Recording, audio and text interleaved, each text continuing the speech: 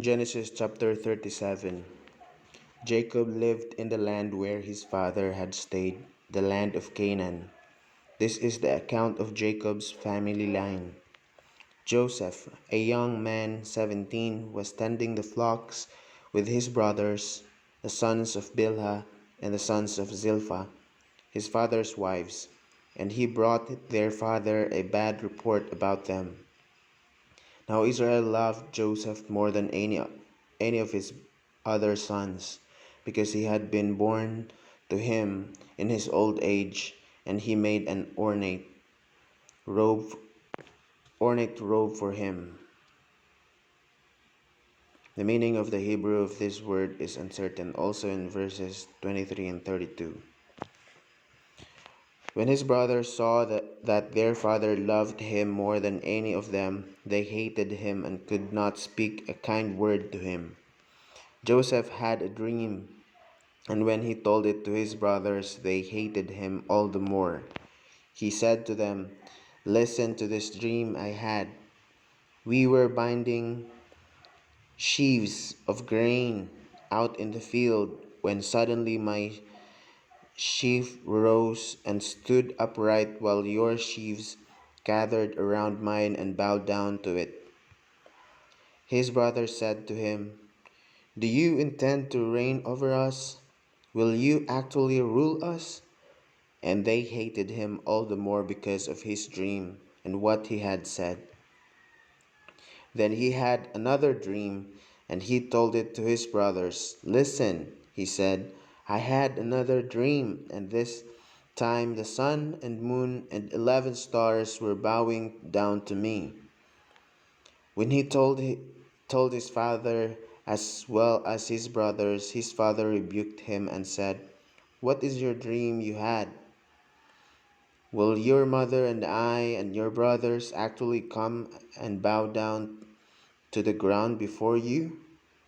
His brothers were jealous of him, but his father kept the matter in mind. Now his brothers had gone to graze their father's flocks near near Shechem. And Israel said to Joseph, "As you know, your brothers are grazing the flocks near Shechem. Come, I am going to send you to them." "Very well," he replied. So he said to him, "Go and see if all is well with your brothers and with the flocks, and bring word back to me." Then he sent him off from the valley of Hebron.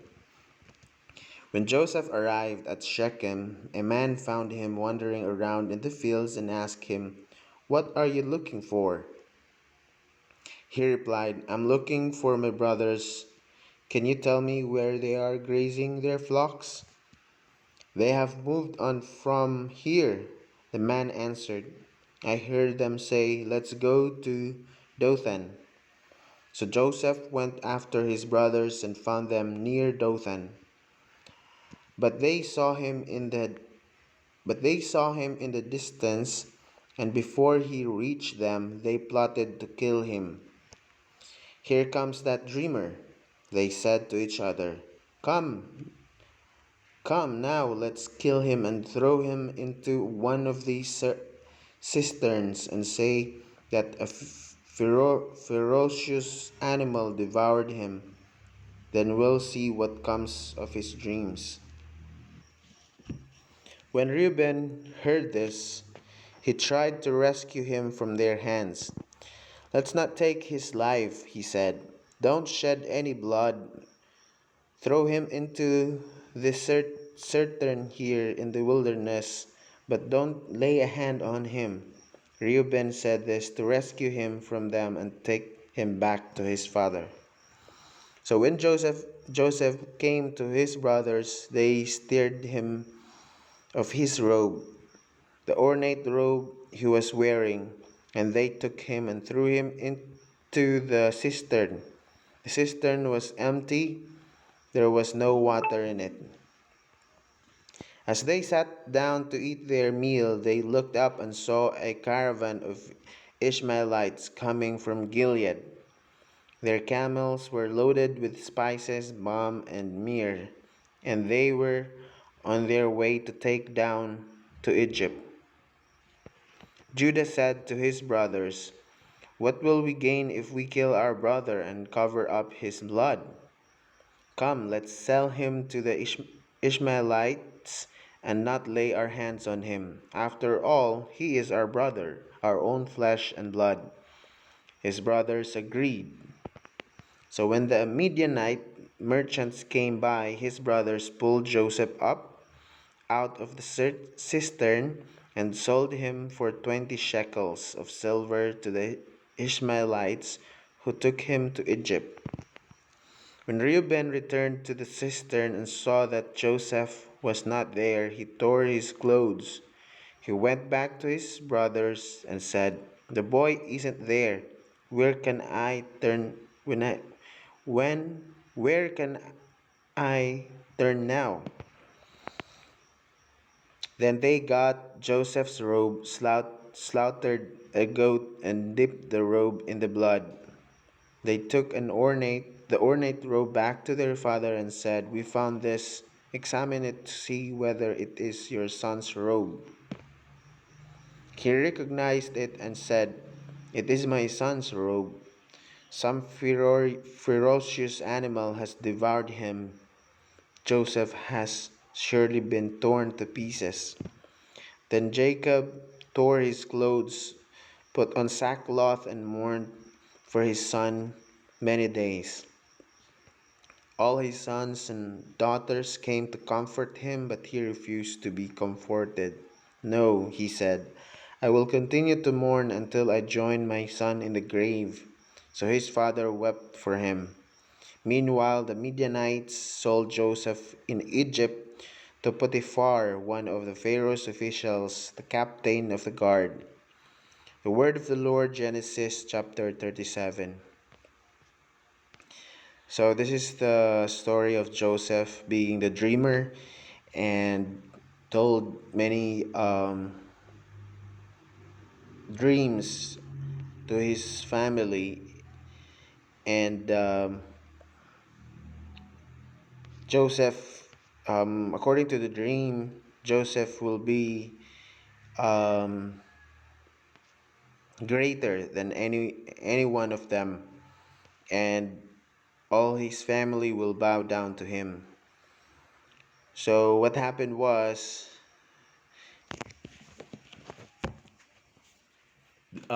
his brothers plotted to kill him, and ending sold him to the Midianites, the Ishmaelites. So these Ishmaelites were the descendants of Ishmael, who was the brother of Isaac. So these are their relatives, if we can, think about it, because Ishmael and Isaac were brothers. So they're still relatives. But Joseph had a brother who had compassion for him. It was Reuben. So we knew here that Reuben was the eldest, right? The eldest of the brothers, bore from um, Leah. So this is very interesting story um, about Joseph, what will happen to him in Egypt, and let's see how God will relate or will intervene to these brothers who had different um, um, characteristics or belief or faith for him. So let's see here. So even them have kind of this kind of sin in their hearts. They're killing. They want to kill. It's easy for them to kill. There were no values during this time. If they're angry, they'll kill someone. If they're angry with those person. So we can see here the distortion of human. It was just during the time of Jesus that we have the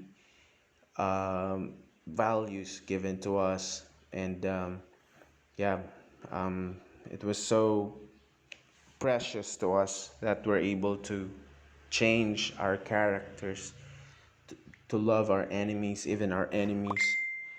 So let's keep reading the Bible and discover more of the people of God and how God changed the characters of these people into being a believer and being good because of Jesus himself.